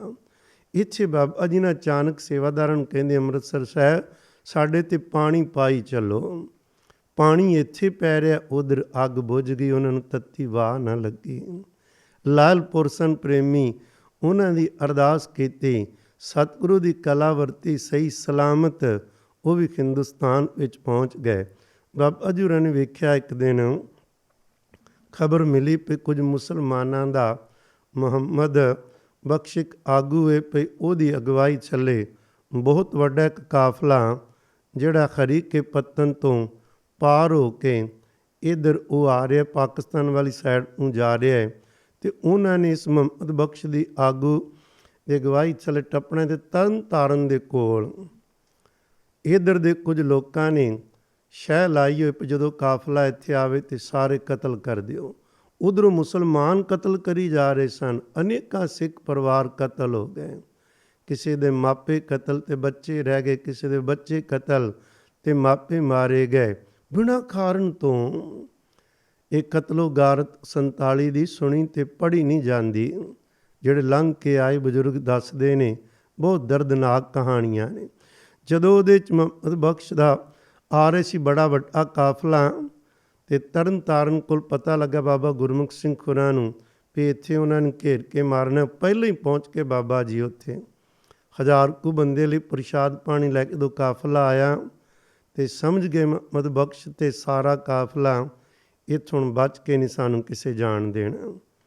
ਬਾਬਾ ਜੀ ਅੱਗੇ ਹੋਏ, ਆ ਕੇ ਕਹਿਣ ਲੱਗੇ ਘਬਰਾਏ ਕਿਉਂ? ਕਹਿਣ ਲੱਗੇ ਜੀ ਇਹ ਤਾਂ ਛੱਡੋ, ਅਸੀਂ ਇੱਕ ਬੇਨਤੀ ਕਰਨ ਆਇਆ, ਸਾਨੂੰ ਮਾਰੋ, ਸਾਡੇ ਵੀਰਾਂ ਨੂੰ ਮਾਰ ਦਿਓ, ਪਰ ਸਾਡੇ ਬੱਚੇ ਤੇ ਸਾਡੀਆਂ ਤੀਵੀਆਂ ਨੂੰ ਨਾ ਮਾਰਿਓ। ਬਾਬਾ ਗੁਰਮੁਖ ਸਿੰਘ ਕਹਿਣ ਲੱਗੇ ਵਾਹਿਗੁਰੂ ਵਾਹਿਗੁਰੂ ਕਹੋ, ਮਾਰਨ ਦੀਆਂ ਗੱਲਾਂ ਕਿੱਥੋਂ ਆ ਗਈਆਂ? ਭੱਜ ਕੇ ਇੱਕ ਔਰਤ ਆਈ ਜੀਨਤ ਬਖਸ਼, ਕਹਿੰਦੇ ਮਿੱਠੀਆਂ ਗੱਲਾਂ ਕਾਹਨੂੰ ਕਰਦੇ ਜੋ ਪਿੱਛੇ ਕਿੰਨੇ ਬੰਦੇ ਬਿਠਾਏ ਤੁਸੀਂ ਸਾਨੂੰ ਕਤਲ ਕਰਨ ਲਈ? ਸਾਡੀ ਬਸ ਜਾਨ ਹੁਣ ਤਲੀ ਤੇ 2-4 ਮਿੰਟਾਂ 'ਚ ਮਾਰੇ ਜਾਣਗੇ, ਕਤਲ ਹੀ ਕਤਲ ਹੋ ਜਾਣਗੇ। ਬਾਬਾ ਜੀ ਨੇ ਧੀਰਜ ਦਿੱਤਾ, ਅਸੀਂ ਮਾਰਨ ਲਈ ਨਹੀਂ ਬਚਾਉਣ ਲਈ ਆਏ ਹਾਂ। ਪਰ ਅੰਦਰ ਨਾ ਮੰਨੇ, 4 ਚੁਫੇਰੇ ਤੋਂ ਵੇਖਣ ਡਰੇ ਹੋਏ। ਬਾਬਾ ਜੀ ਨੇ ਸੇਵਾਦਾਰਾਂ ਨੂੰ ਬੁਲਾਇਆ, ਕਹਿਣ ਲੱਗੇ ਨਹੀਂ ਤੁਸੀਂ ਸਾਰੇ ਪੰਗਤ ਲਾਓ, ਪ੍ਰਸ਼ਾਦੇ ਵਰਤਾਏ। ਫਿਰ ਤਸੱਲੀ ਹੋਈ ਭਈ ਇਹ ਕੋਈ ਪਰਉਪਕਾਰੀ ਰੂਹ ਆਈ ਹੈ। ਸਾਰਿਆਂ ਨੂੰ ਪ੍ਰਸ਼ਾਦਾ ਛਕਾਇਆ, ਹੌਸਲਾ ਦਿੱਤਾ। ਕਹਿਣ ਲੱਗੇ ਹੁਣ ਤੁਹਾਨੂੰ ਘਬਰਾਉਣ ਦੀ ਲੋੜ ਨਹੀਂ, ਕੋਈ ਤੁਹਾਡੇ ਵੱਲ ਪੈੜੀ ਅੱਖ ਨਾਲ ਵੇਖ ਵੀ ਨਹੀਂ ਸਕੇਗਾ। ਜਿਹੜੇ ਮਾਰਨ ਦੀ ਤਿਆਰੀ ਆਏ ਸੀ ਉਹਨਾਂ ਨੂੰ ਬਹੁਤ ਲਾਹਣਤਾਂ ਪਾਈਆਂ, ਸਮਝਾਇਆ ਕਿਉਂ ਬੰਦੇ ਕਾਤਲ ਬਣ ਗਏ ਹੋ? ਉਹਨਾਂ ਨੂੰ ਸੇਵਾ ਵਿੱਚ ਲਾ ਲਿਆ। ਪਰ ਅੰਮ੍ਰਿਤਸਰ ਦੇ ਰਾਹੀਂ ਇੱਧਰ ਜਾਣਾ ਸੀ ਅੱਗੇ, ਜਦੋਂ ਸੋਚਿਆ ਵੀ ਉੱਥੇ ਫਿਰ ਕਿਸੇ ਨੇ ਤਿਆਰੀ ਕੀਤੀ, ਨਾਲ ਲੈ ਕੇ ਗਏ ਪਾਕਿਸਤਾਨ। ਜਦੋਂ ਦੇ ਰਾਹ 'ਤੇ ਤੋਰ ਕੇ ਜਦੋਂ ਇੱਧਰ ਦੀ ਖਾਦਟ ਪਾ ਦਿੱਤੀ, ਉਦੋਂ ਬਾਬਾ ਜੀ ਦਾ ਕਾਫਲਾ ਮੁੜਿਆ। ਕਿੰਨੀਆਂ ਕੁ ਅਸੀਸਾਂ ਦਿੱਤੀਆਂ, ਉਹਦਾ ਕੋਈ ਅੰਤ ਹੀ ਨਹੀਂ ਹੈ। ਪਰ ਦੂਸਰੇ ਪਾਸੇ ਹੈਰਾਨ ਹੋਈਦਾ ਬੀਬੀ ਰਜਿੰਦਰ ਕੌਰ ਸੀ ਇੱਕ, ਉਹ ਆਈ, ਉਹਦਾ ਪਤੀ ਮੁਸਲਮਾਨਾਂ ਨੇ ਕਤਲ ਕਰ ਦਿੱਤਾ ਸੀ। 3 ਕੁ ਸਾਲ ਦਾ ਬੱਚਾ ਸੀ, ਉਹ ਹੀ ਬਿਮਾਰ ਹੋ ਗਿਆ। ਇਹ ਕਹਿਣ ਲੱਗੀ ਮੈਂ ਕੀ ਕਰਨਾ ਜਿਉਂ ਕਿ ਪਤੀ ਚਲਾ ਗਿਆ, ਬੱਚੇ ਖੁਰੇ ਬਚਣਾ ਹੈ ਕਿ ਨਹੀਂ, ਮੈਂ ਖੁਦ ਹੀ ਮਰ ਜਾਵਾਂ। ਖੂਹ 'ਚ ਛਾਲ ਮਾਰ ਕੇ ਮਰਨ ਲੱਗੇ। ਬੜੀਆਂ ਬੀਬੀਆਂ ਨੇ ਉਦੋਂ ਖੂਹਾਂ 'ਚ ਛਾਲਾਂ ਮਾਰੀਆਂ ਸਾਜੇ ਵੀ ਸਾਡਾ ਜੱਤ ਸੱਤ ਕਾਇਮ ਰਹਿ ਜਾਵੇ। ਬੰਦੇ ਮਾਰ ਦਿੱਤੇ ਨੇ, ਰਾਖਾ ਕੋਈ ਨਹੀਂ, ਇਸ ਲਈ ਹੁਣ ਆਪ ਹੀ ਖੂਹ 'ਚ ਛਾਲ ਮਾਰ ਕੇ ਮਰ ਜਾਓ। ਖੂਹਾਂ ਦੇ ਖੂਹ ਭਰ ਗਏ ਸਨ। ਇਹ ਬੀਬੀ ਨੂੰ ਵੇਖਿਆ ਬਾਬਾ ਜੀ ਕਹਿਣ ਲੱਗੇ ਬੱਚੀਏ ਕੀ ਕਰਨ ਲੱਗੀ ਏ? ਕਹਿਣ ਲੱਗੀ ਮੇਰਾ ਬੱਚਾ ਰਾਜੀ ਨਹੀਂ ਖੋਣਾ, ਉਹਦੇ ਤੋਂ ਪਹਿਲਾਂ ਮੈਂ ਹੀ ਮਰ ਜਾਵਾਂ। ਕਹਿਣ ਲੱਗੇ ਤੇਰਾ ਬੱਚਾ ਬਿਲਕੁਲ ਰਾਜੀ ਏ, ਤੂੰ ਕਿਉਂ ਮਰਦੀ ਏ? ਉਹਨੂੰ ਧੀਰਜ ਦਿੱਤਾ, ਬੱਚਾ ਨਵਾਂ ਨਰੋਆ ਹੋ ਗਿਆ। ਕਹਿਣ ਤੋਂ ਮੁਰਾਦ ਸੰਤ ਬਾਬਾ ਗੁਰਮੁਖ ਸਿੰਘ ਜੀ ਖੁਰਾ ਨੇ ਪਰਉਪਕਾਰੀ ਜੀਵਨ ਇਹੋ ਜਿਹਾ ਬਤੀਤ ਕੀਤਾ, ਜਿਸ ਦੀਆਂ ਘਟਨਾਵਾਂ ਨੂੰ ਜੇ ਬਿਆਨ ਕਰਨ ਲੱਗੀਏ ਤੇ ਬਹੁਤ ਲੰਬੀ ਚੌੜੀ ਕਹਾਣੀ ਹੈ। ਕਾਰ ਸੇਵਾ ਦਾ ਪ੍ਰਾਰੰਭ ਕਰਨਾ ਸ਼ਬਦ ਦਾ ਸੇਵਾ ਤੋਂ ਪਹਿਲਾਂ ਤੋਂ ਚੱਲਦੀ ਆ ਰਹੀ ਹੈ। ਇਹ ਨਹੀਂ ਵੀ ਸੇਵਾ ਉਦੋਂ ਆਰੰਭ ਹੋਈ, ਨਹੀਂ, ਸੇਵਾ ਤੋਂ ਪਹਿਲਾਂ ਤੋਂ ਆਪਾਂ ਵੇਖਦੇ ਨਾ ਕਿਵੇਂ ਸਤਿਗੁਰਾਂ ਦੇ ਵੇਲੇ ਤੋਂ ਹੀ, ਸਤਿਗੁਰੂ ਸਾਹਿਬਾਨ ਦੇ ਚੋਲਾ ਬਦਲਣ ਤੋਂ ਬਾਅਦ ਸਿੱਖ ਮਿਸਲਾਂ ਇਹ ਵੀ ਸੇਵਾਵਾਂ ਚੱਲਦੀਆਂ ਰਹੀਆਂ। ਮਹਾਰਾਜਾ ਰਣਜੀਤ ਸਿੰਘ ਦੇ ਵੇਲੇ ਵੱਡੀਆਂ ਸੇਵਾਵਾਂ ਹੋਈਆਂ। ਹੁਣ ਜਿਹੜੇ ਅਸਥਾਨ ਉਹਨਾਂ ਨੂੰ ਮਿਟਾਇਆ ਜਾ ਰਿਹਾ ਸੀ, ਜਾਂ ਜਿਹੜੀਆਂ ਥੋੜ੍ਹਾਂ ਸਨ ਉਹ ਪੂਰੀਆਂ ਕਰਨੀਆਂ, ਨਾਲ ਨਾਲ ਨਾਮ ਬਾਣੀ ਨਾਲ ਜੋੜਨਾ। ਜੋੜਦੇ ਜੋੜਦੇ ਉਹ ਘੜੀ ਆਈ ਸੀ 1947 ਤੱਕ। ਸੰਤ ਬਾਬਾ ਗੁਰਮੁਖ ਸਿੰਘ ਜੀ ਪਟਿਆਲੇ ਵਾਲੇ, ਜਿਨ੍ਹਾਂ ਨੂੰ ਕਿਹਾ ਜਾਂਦਾ ਪਿਆਰ ਨਾਲ, ਉਹ 5 ਪੂਤ ਤੱਕ ਆਪਣਾ ਸਰੀਰ ਤਿਆਗ ਜਾਂਦੇ ਹਨ। ਪਿਆਰਿਓ, ਇਹੋ ਜਿਹੀ ਮੂਰਤ ਕਦੇ ਕਦੇ ਇਸ ਧਰਤੀ 'ਤੇ ਆਉਂਦੀ ਹੈ। ਇਹਨਾਂ ਵਾਸਤੇ ਹੀ ਗੁਰੂ ਕੇ ਪਿਆਰਿਓ ਬਚਨ ਗੁਰਬਾਣੀ ਵਿੱਚ ਲਿਖੇ ਨੇ, ਪੱਖਾ ਫੇਰੇ ਪਾਣੀ ਢੋਵਾਂ, ਹਰ ਜਨ ਕੈ ਪੀਸਨ ਪੀਸ ਕਮਾਵਾਂ, ਨਾਨਕ ਕੀ ਪ੍ਰਭ ਪਾਸ ਬੇਨੰਤੀ, ਤੇਰੇ ਜਨ ਦੇਖਣ ਪਾਵਾਂ, ਤੇਰੇ ਜਨ ਦੇਖਣ ਪਾਵਾਂ, ਤੇਰੇ ਜਨ ਦੇਖਣ ਪਾਵਾਂ। ਇਹਨਾਂ ਪਿਆਰਿਆਂ ਨੂੰ ਸਦਾ ਸਾਨੂੰ ਦਰਸ਼ਨ ਹੁੰਦੇ ਰਹਿਣ, ਜਿਹੜੇ ਇੱਕ ਦਰਿਆ ਦੀ ਤਰ੍ਹਾਂ ਵਗਦੇ ਵਗਦੇ ਕਈਆਂ ਦੀ ਮੈਲ ਧੋ ਜਾਂਦੇ, ਕਈਆਂ ਦੀ ਪਿਆਸ ਬੁਝਾ ਜਾਂਦੇ, ਲੋੜਾਂ ਪੂਰੀਆਂ ਕਰਦੇ ਹੋਏ ਸਾਈਂ ਦੇ ਚਰਨਾਂ ਨਾਲ ਜੋੜਦੇ ਨੇ। ਧੰਨ ਹਨ ਸੰਤ ਬਾਬਾ ਗੁਰਮੁਖ ਸਿੰਘ ਜੀ ਪਟਿਆਲੇ ਵਾਲੇ, ਉਹਨਾਂ ਦੇ ਕਮਾਈ ਨੂੰ ਨਮਸਕਾਰ। ਆਪਾਂ ਵੀ ਆਪਣੇ ਜੀਵਨ ਵਿੱਚ ਕੇਵਲ ਆਪਣੇ ਲਈ ਨਹੀਂ, ਦੂਸਰੇ ਲਈ ਜੀਵੀਏ, ਸੇਵਾ ਕਰੀਏ ਅਤੇ ਸੇਵਾ ਕਰਨ ਵਾਲਿਆਂ ਦਾ ਕਦੇ ਮਖੌਲ ਨਾ ਉਡਾਈਏ। ਖੁਦ ਬੰਦਗੀ ਕਰੀਏ, ਜਿਹੜੇ ਬੰਦਗੀ ਕਰ ਰਹੇ ਨੇ ਉਹਨਾਂ ਦਾ ਇੱਜ਼ਤ ਮਾਣ ਹਮੇਸ਼ਾ ਕਰੀਏ। ਇੰਨੇ ਬਚਨ ਪ੍ਰਵਾਨ ਕਰਨੇ ਜੀ। ਹੋਈਆਂ ਭੁੱਲਾਂ ਚੁੱਕਾਂ ਦੀ ਖਿਮਾ ਕਰਨੀ। ਫਤਿਹ ਬੁਲਾਓ। ਵਾਹਿਗੁਰੂ ਜੀ ਕਾ ਖਾਲਸਾ, ਵਾਹਿਗੁਰੂ ਜੀ ਕੀ ਫਤਿਹ।